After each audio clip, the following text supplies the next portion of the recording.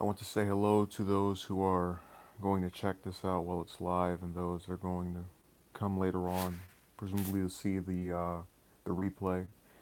Um, I've had a number of people who have voiced their support for Trump and have tried to, um, sing him praises. And I'm a person who, until he was elected, appeared to be kind of an unwilling defender of his. A lot of people would go and say he said something that he didn't, or they were just going after him in manners I thought weren't correct, especially when, until he was elected, we had no record of him governing or actually doing anything of a substantive nature.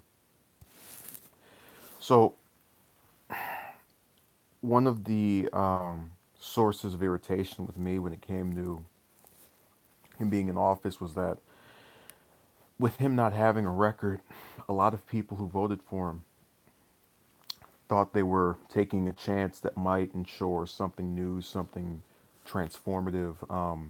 There are a number of policies that have just continued throughout administrations for the last 10 or so years, whether it's Democrat or Republican. They figured that, maybe possibly this person might be different. So, when he kept the surveillance state intact and, lacked any action on the banks, in addition to keeping the Afghanistan war going, I was kind of annoyed because TYT, or rather Jank from that group, predicted that he was a scam artist or was playing the conman game of saying he was going to drain the swamp and then expand it afterward.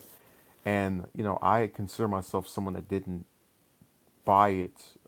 This idea of him, you know, busting up the establishment because I didn't vote for him. I chose to not back either of the major party candidates in that election because I didn't see any future in them other than maybe one or two good things on both sides, and that was it. And I will say that for as much as I've downwritten Obama over many of his policies, the few things which he did right, in my opinion, whether that was restoring relations with Cuba, or the LGBT stuff, or the environmental policy, all of this has been reversed by Trump. Trump's actually managed to find a way to discontent me even further than Obama did. And it's so aggravating because I didn't want to believe that I was just getting, Hillary except the male version. And that's pretty much what I've received beyond the rollbacks on the environmental and LGBT stuff. How are you doing, Envoy? And really, I can't even chalk up Trump's positions on those two issues to being anything other than the typical conservative, or at least elected Republican jargon of, oh, climate change isn't real, and you know I want restrictive rights for all the members of the LGBT community, or just that whole group.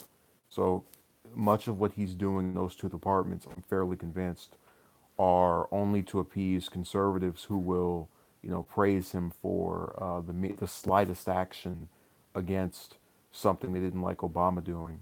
And what's caused me to become very aggravated is that I've had people I've spoken with that who call themselves voting for him, and a very slim margin of them are able to actually say yes, he's not doing what I thought he would do.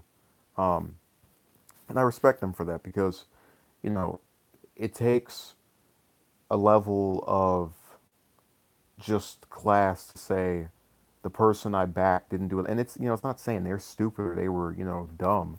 It's just that they've recognized an issue that they wanted addressed that he didn't do.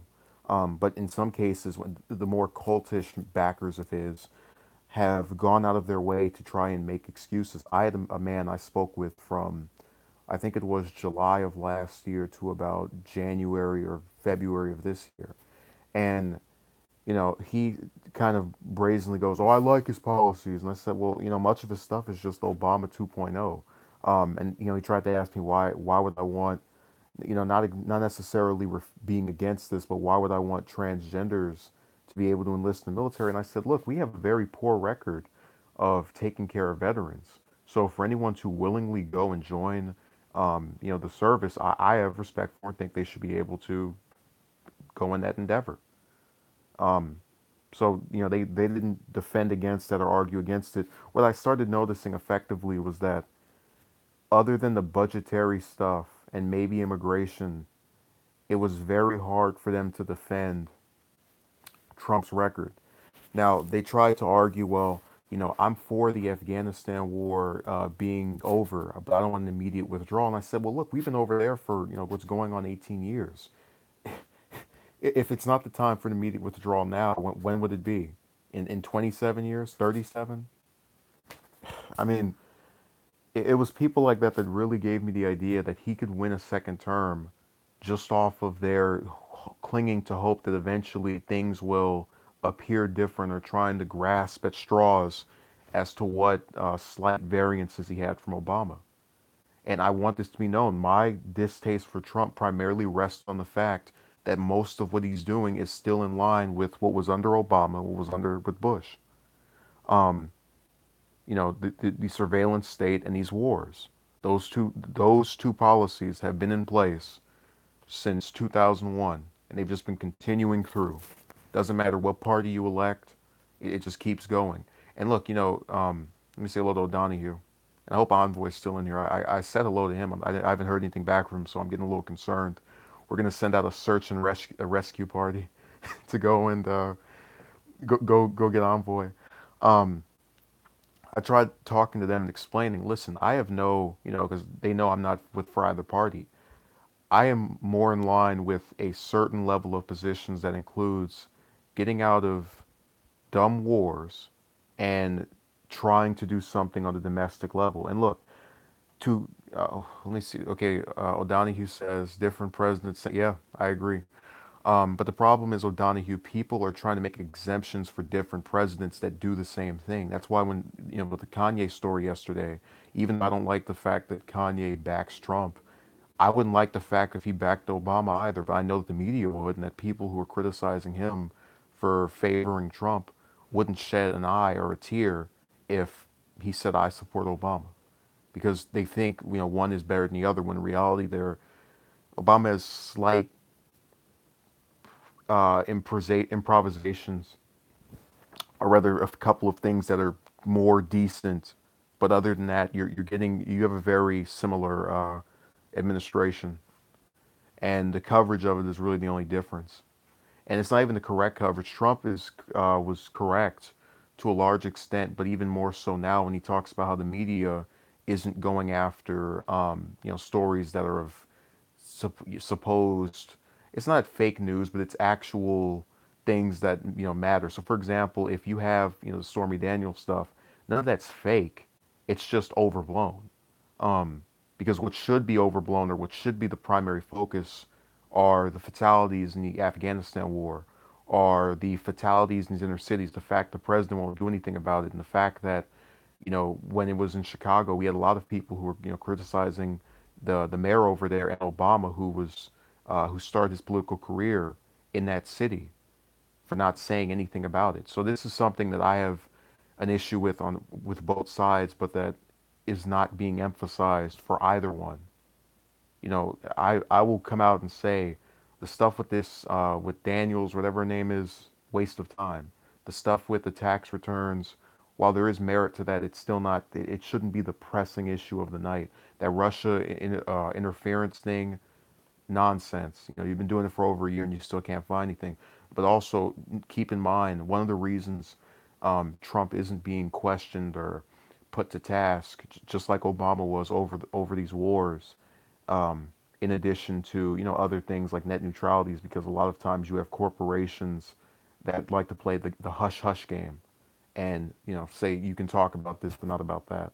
That's why the only time you hear about net neutrality is when the FCC chairman gets up there to lie to you and tell you that, oh yeah, we're giving you freedom on the internet, as he takes away the regulations that allow freedom of speech.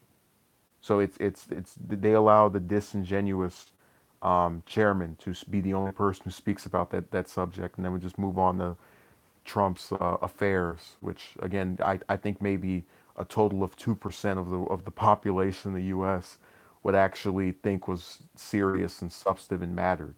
but they're going to keep pulling that story back and forth. Now, the other thing to unpack here is that it's very dangerous when there's a group of people who will back a candidate even if they go against their pledges. So, for example, if I was a Trump supporter, for just hypothetically, and I said I really like Trump because he's going to get us out of the wars. Then when he gets in office and he keeps these wars going for his entire term or for most of it, I'm going to say, you know what? No, I'm not. I'm not backing him anymore. Forget that. And this is something that we've seen in the past happen with presidents. Obviously with the older Bush, I'm not raising taxes, and then he had to go back on that, and that was one of the contributing factors to him losing re-election. All of that has been shown to play a role. But in the cult state that we have now, where people are more into personality than policy, which was also the fact with a lot of Obama supporters, you're getting people who will say, well, he didn't do this one thing or these two or these three or these four things I liked, but he's still my guy because well, I voted for him the first time and the other guy is kind of somebody else. And look, I'll tell you this, I consider myself an ardent backer of Sanders, but if he were to become president and not at least attempt free college or to get us out of the wars, I'd be done with him. And you'd ask yourself, well, that sounds so messed up. You're going to just drop someone you ardently supported for moments or for years or whatever, in just in minutes or moments or months. So yeah, because the person's not doing. I back a candidate based off of what they believe in and what their positions are. If they're not going to enforce those positions, I'm going to dump them and find someone else. So, it's as simple as that. That's the difference between a supporter and a cult follower. Okay, let me answer. O'Donohue says, you think Reagan was overrated? Oh, definitely.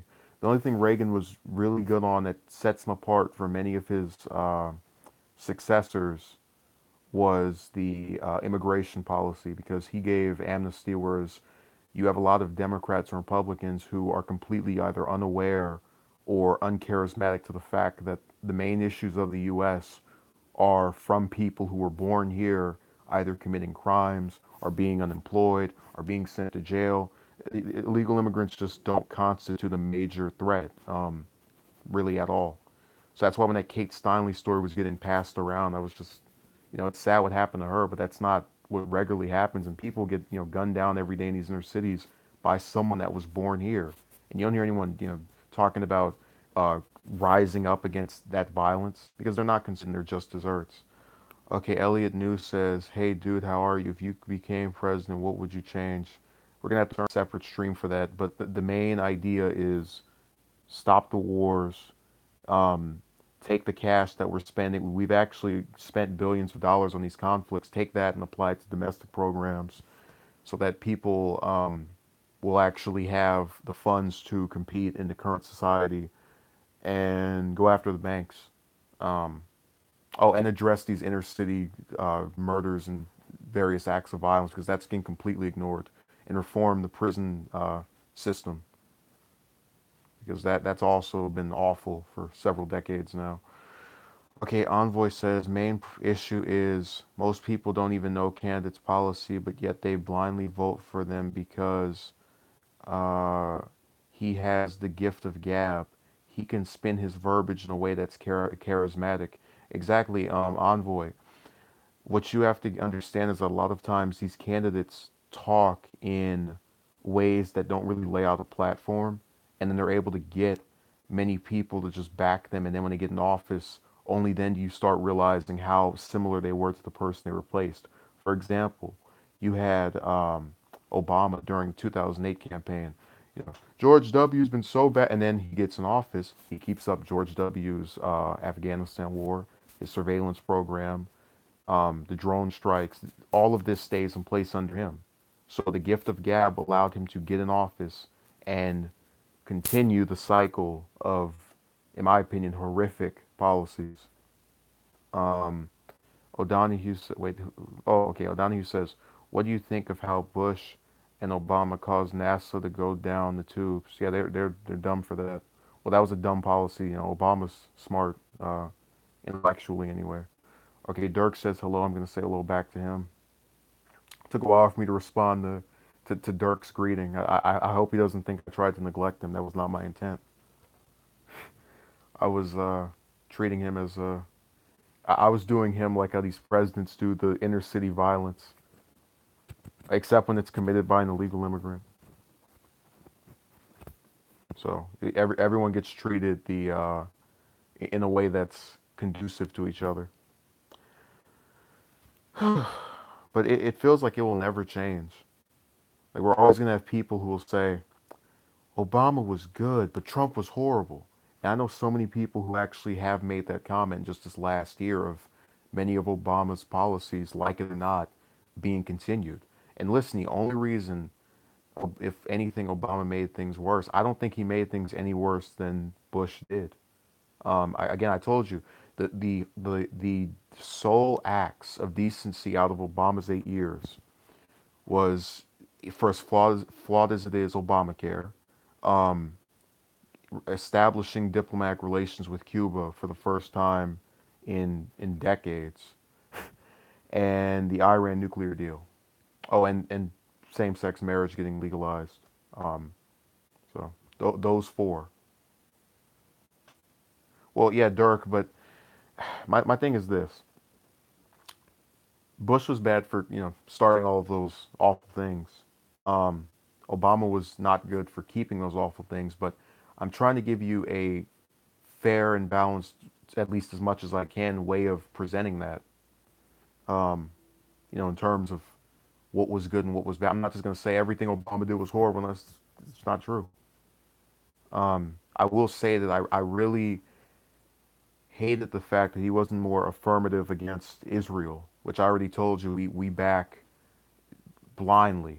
And I love how Trump's also supported Israel, even as they've condemned the UN for talking about, giving the Palestinians some human rights, and said, "Oh, the UN is anti-Semitic." But were they anti-Semitic when they established Israel back in the 1940s? So they're only bad when they do something that isn't in favor of you. And also, what I thought was so funny is that um, they make this claim of how these other countries and other places are all anti-Israel. But if you have literally over 100 countries backing the UN, that shouldn't tell you that you're smarter and superior to the rest of the world. That should tell you that they're in line with a policy that is universally liked and that is in the world's interest. Look, never buy into this idea that the U.S. is so special and so important that it can just be against everywhere else and still you know be of substance in terms of actually saying and doing things that you buy. Like for example, pulling out of the Paris Agreement. We became one of only 3 countries in the entire world to not be in that. And Trump said, "Oh yeah, the U.S.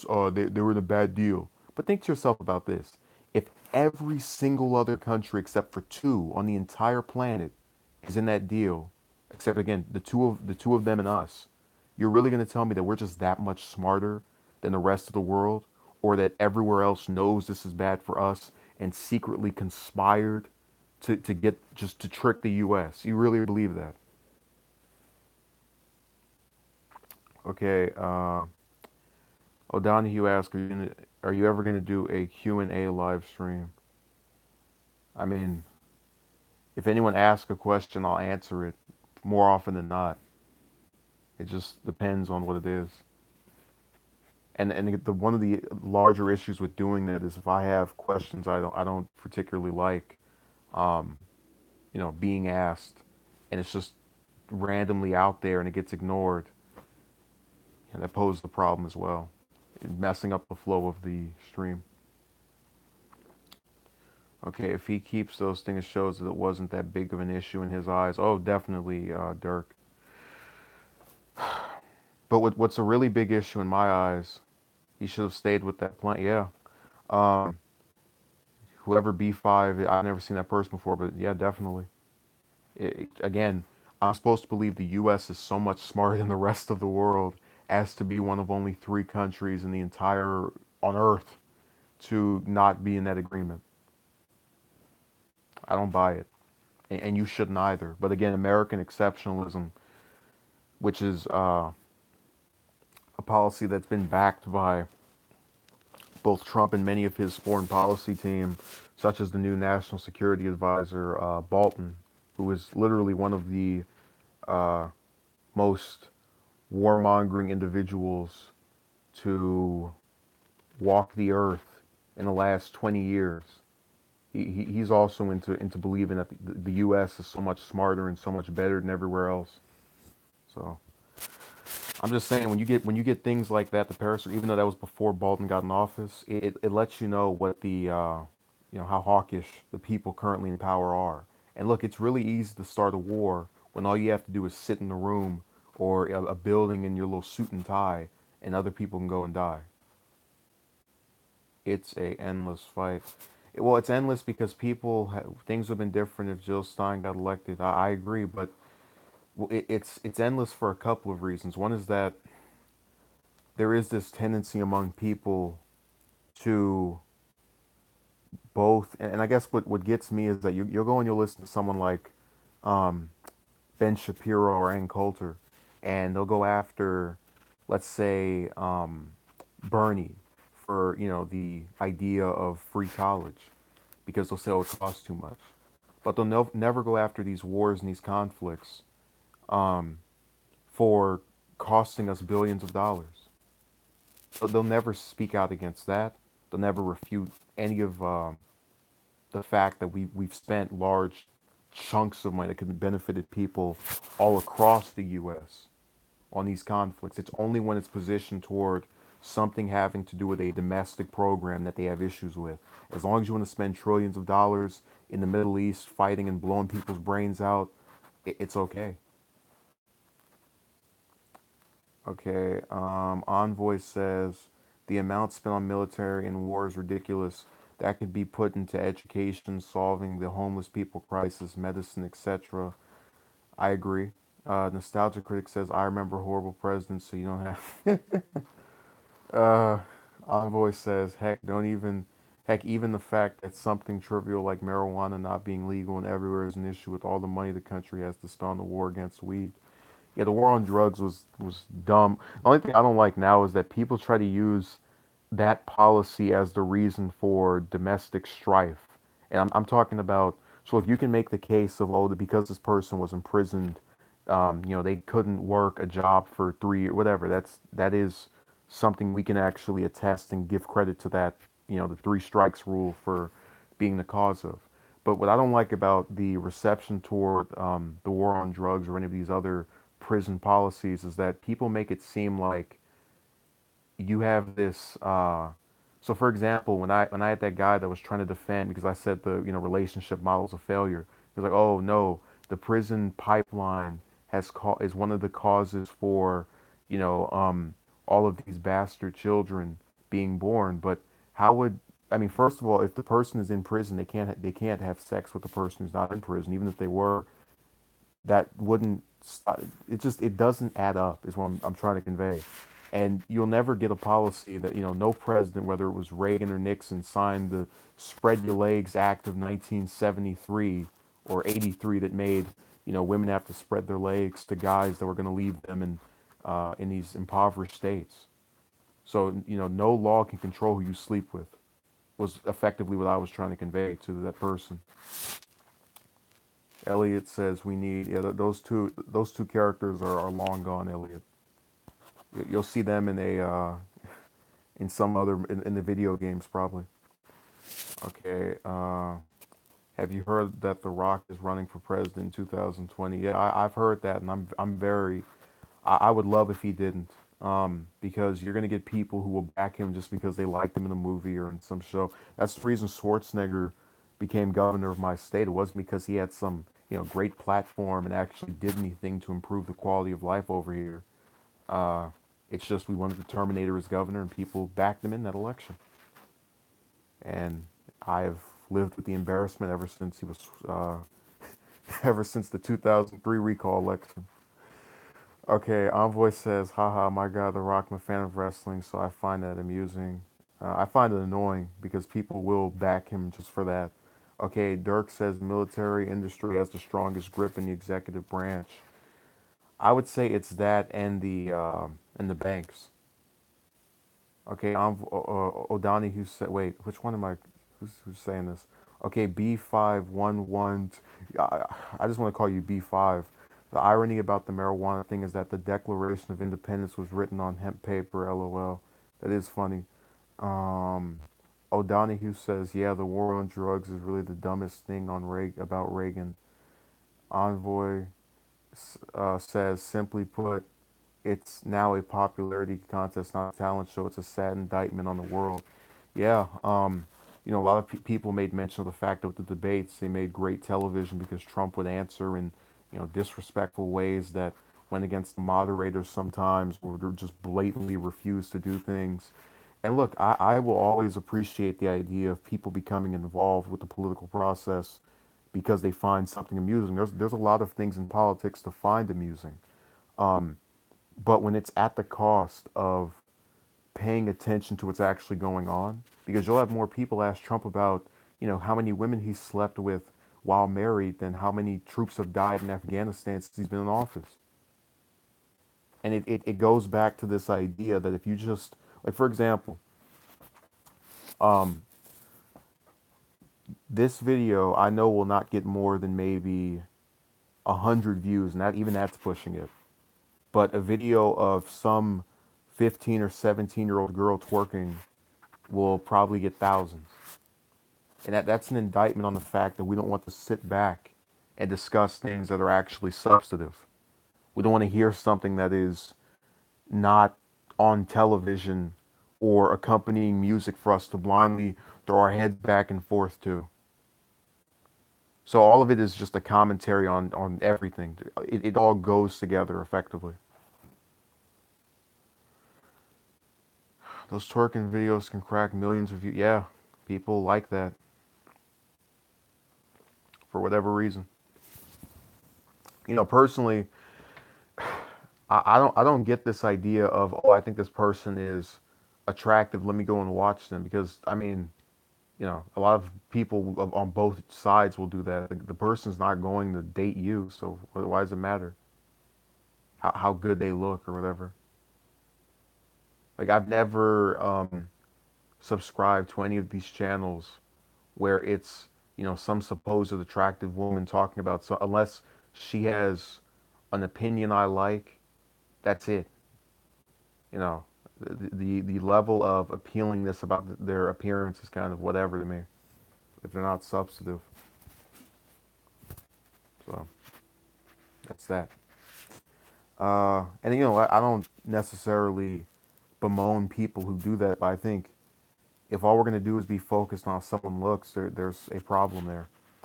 Okay, Joseph says drug smuggling through the southern border would decrease if we legalize marijuana. U.S. marijuana industry could stunt the Central slash South American drug industry as a whole. O'Donoghue says I actually do find those twerking videos sexy. Okay. Hey, just figure out if the person who's doing it is above the age of 18, or that constitutes another issue there. I don't know what that is to where people think that looks good, but to each their own. I offer no indictment. Yeah, that's only. Hey, that so the video has 1 million views. He's behind 100,000 of them. A tenth of its views came from him on a bunch of different computers, just restarting it and watching every day. So now we know O'Donoghue's secret. He's been exposed as a frequent viewer of twerking videos, and he potentially has constituted millions of views for these channels. I just wish he would make the same effort toward some of the commentary that's on this channel and others. But yeah, the biggest takeaway from the stream is not what was politically spoken of today, even though it has to do with world events. We now know that O'Donoghue is the twerk video extraordinaire. He's been exposed like Nixon during Watergate. Okay, B5 says only natural. I have no shame. Okay, Joseph says only Timmy Thick. I don't know who that is. or Twick or whatever. Yeah, thick. All right. So I think we've had a very substantive conversation. Left a comment above. Where's the comment? Where's the comment? Was that the sad indictment on the world? The guy, The Rock. Which comment is there? I'm trying to see which comment you left. I don't think you left a comment. I think you're pulling my leg here. So this so now that Envoy has tricked me into scrolling up and spending a whole minute of my life doing this on the screen, I am going to withdraw from the stream, and we'll definitely have something else tomorrow. Um, but I think it's sad when people can't recognize the similarity between members of both parties. When people ask, are you Democrat or Republican? Just tell them what your positions are. Don't even dignify it with an answer, because you cannot expect anything other than just bipartisan or partisan distaste for a position that they themselves probably have, because the parties are so similar. Neither one will go after the banks. Neither one will go after these wars. Neither one of them is doing anything about the inner city violence. Think about this. In a lot of those Republican states where they'll blame the Republican governor for not doing anything about the inner city violence, it's a Democrat as mayor of those cities typically. Mayor of Chicago, Democrat. Mayor of Milwaukee, Democrat. Mayor of LA, Democrat. Mayor of just any city you can think of, it's usually a Democrat, even if the state is, as red as the eye can see. So keep the way we govern. So thank you for watching and have a good day.